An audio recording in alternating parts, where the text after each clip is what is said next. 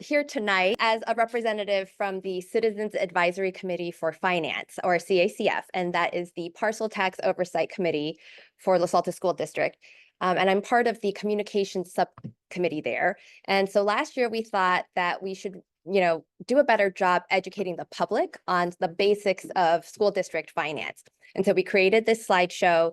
Most of the charts and graphics that you'll see were pulled straight out of the LASD budget book. And so that's the source for most of this information. And it was just to create something more digestible in case people have questions about how schools are funded here.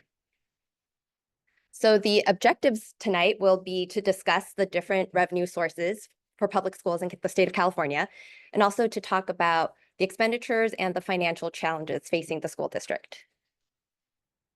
So this first slide, this pie chart is actually from an actual property here in Los Altos, and it just shows you the breakdown of where your property tax dollars go.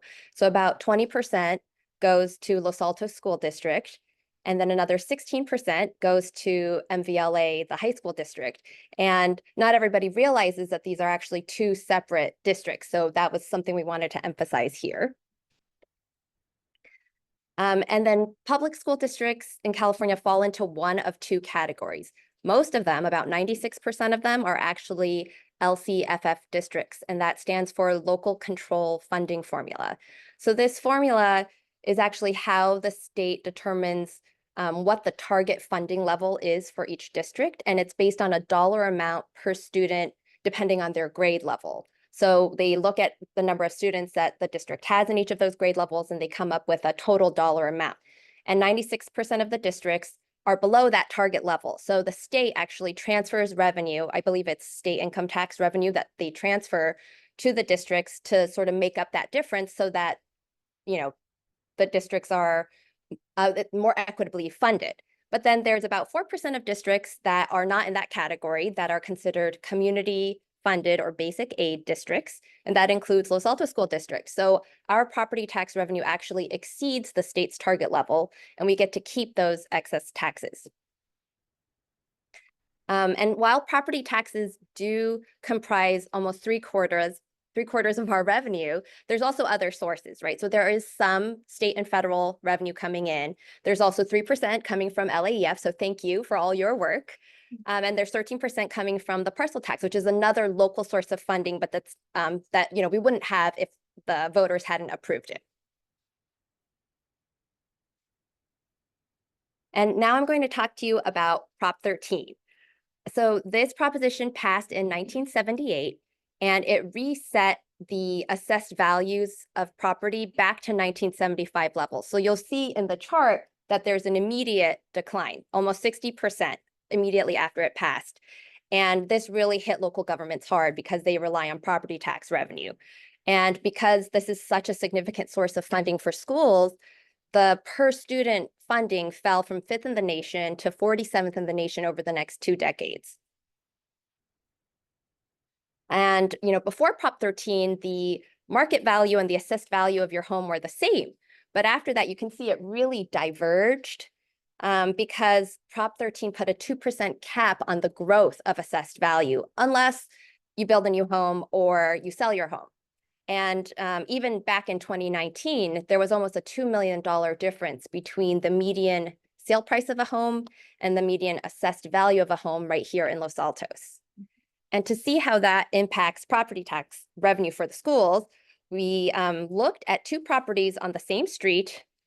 These are actual homes in Los Altos. So the images don't correspond to the homes, but they were both valued at $4.8 million. But one of them last sold in 1985 for $375,000. So the assessed value of this home was only $800,000. The total property tax bill was about $10,000. And of that, LASD received about $2,000. And then the house down the street, it last sold in 2021 for $3.8 million. So its assessed value was closer to its market value, but still below, right? And it's $3.9 million. And the property tax bill for that property, it is $46,000, and LASD receives just shy of $9,000 for that property. And the reason we allocated 3 whole slides in this deck to talking about Prop 13 is because that's the key to understanding why, even in an affluent neighborhood such as Los Altos, schools still struggle to have sufficient funding. And another factor that differentiates us from some of our neighbors, such as Palo Alto Unified and Mountain View Wisman, is that we have very few commercial properties. And I recently learned that Mountain View Wisman, actually 50% of their property tax revenue comes from commercial properties, which we just don't have. We only have 7% of our properties are commercial. And commercial properties actually help increase revenue per student because, they're revenue generating, but not, they don't have any students that come with them. And in this chart, we're just showing you where we stand compared to some similar school districts who are community funded, like LASD, right? And if we did not have the parcel tax, we'd be quite a bit behind some of our neighbors, such as Mountain View Wisman, Saratoga, Sunnyvale, and Menlo Park. And it's thanks to the parcel tax that we're getting closer to the right ballpark. So I talked to you a bit about the parcel tax. And I just wanted to differentiate here between parcel taxes and bonds, because we do have a bond measure on the ballot this year, which you'll be hearing more from Brian about that. But parcel taxes can only pay for programs and people. It goes into the operating budget, but it can't be used to pay for facilities. And so, but these are two completely independent additional ways for districts to raise money to pay for the things that they need. Okay, and now we're ready to talk about expenditures. So you can see from the pie chart that 78% goes directly to students. And another way of looking at it is that 81% goes toward paying teachers and staff.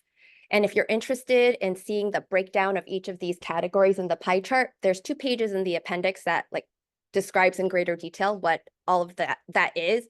But what you really need to know is that 80% of it is teachers and staff. And so it's people, right? And this is, for an average teacher, it costs the district about $160,000. It's $115,000 in salary and about $45,000 in benefits. And the total expenditures estimated for this year are about $80 million. Okay, and now I'm going to move on and talk to you about the financial challenges facing LASD. So I'm sure you're all aware, but costs have gone up everywhere, right? Utility bills have gone up, the rates have gone up, and health insurance rates have gone up, as well as other insurance, such as workers' compensation, property insurance, liability insurance. So all of that is costing the district more. Goods and services are more expensive all around.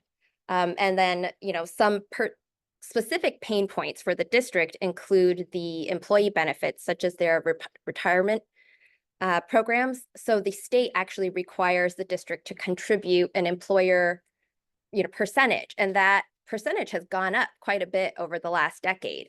And what used to cost the district only about $3 million is estimated to cost the district nearly $10 million by next school year. Special education has also increased in price and cost by about 22% compared to just 4 years ago. And it is about 20% of total expenditures for the district. And while about 30% of it does come from the state and federal government, the rest of it comes straight out of the district's operating budget. And there's also the state mandates. So the universal meals, the meals themselves are reimbursed by the state and federal government, but it does not cover the cost of renting the equipment, of staffing the cafeterias, and of constructing the serveries. So now the district is expected to transfer nearly $1 million a year to pay for the universal meals. And TK is another program that's mandated by the state. It's great for families, but it's pretty much unfunded for a community-funded district, right? Because we don't get additional revenue when we increase the number of students. LASD is now educating an entire grade level more for the same amount of money. And not only do we have to pay for the staffing, but we also need to adapt our facilities to accommodate the younger students. They need smaller furniture, they need restrooms in their classrooms, and those kind of expenses can only be paid for with bond funds.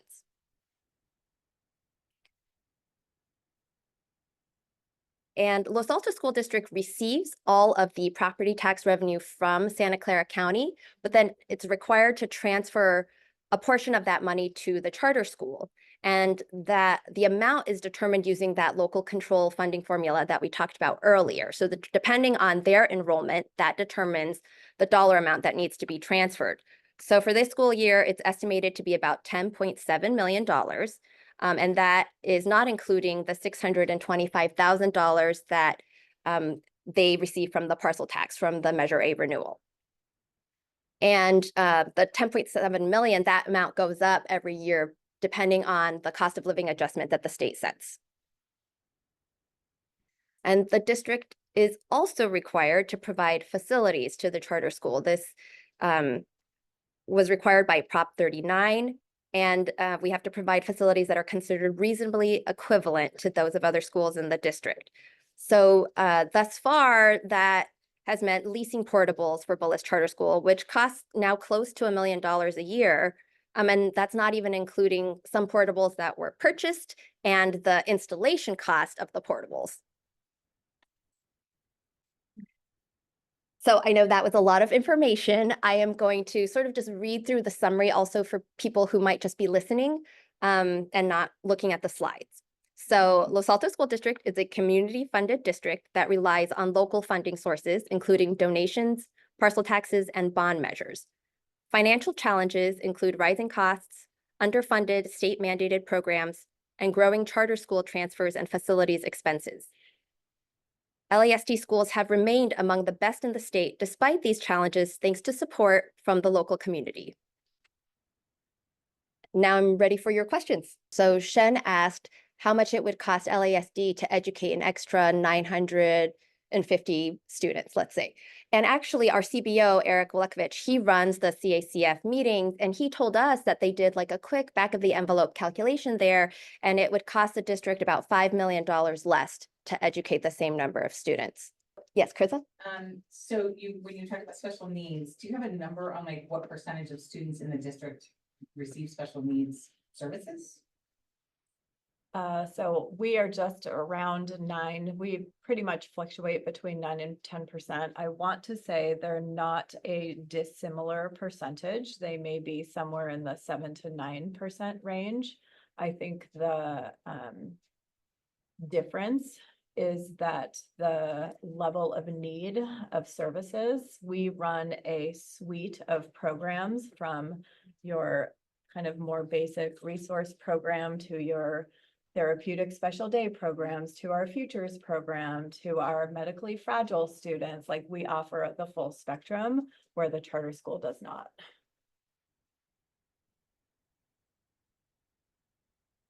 And I just wanted to give you some context for those programs. A number of those programs have basically one-to-one staffing.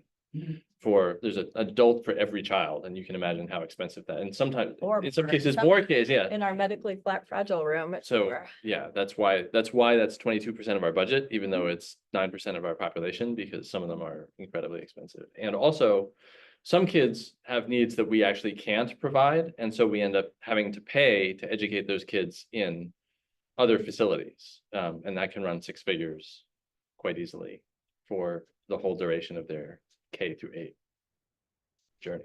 So the question is whether people in Mountain View are paying less in bond taxes. And so this chart has nothing to do with the bond, by the way. This is just property tax. I mean, it's the revenue sources that were in one of the previous slides, which does not include any bond revenue. So it's property tax revenue, parcel tax revenue, et cetera, but not bond revenue. And then there's a slide in the appendix that shows you how we compare to other districts in terms of bond funds. And actually you can see that our taxpayers pay less than pretty much everybody else except Lakeside School District, right? And to pay for bond measures. And so actually, if you lived in Mountain View Wisman, I don't know if your tax bill would necessarily be higher because I don't know what your assessed value would be, right? But if assuming the assessed value was the same, then you'd actually be paying more taxes to cover the bond measures.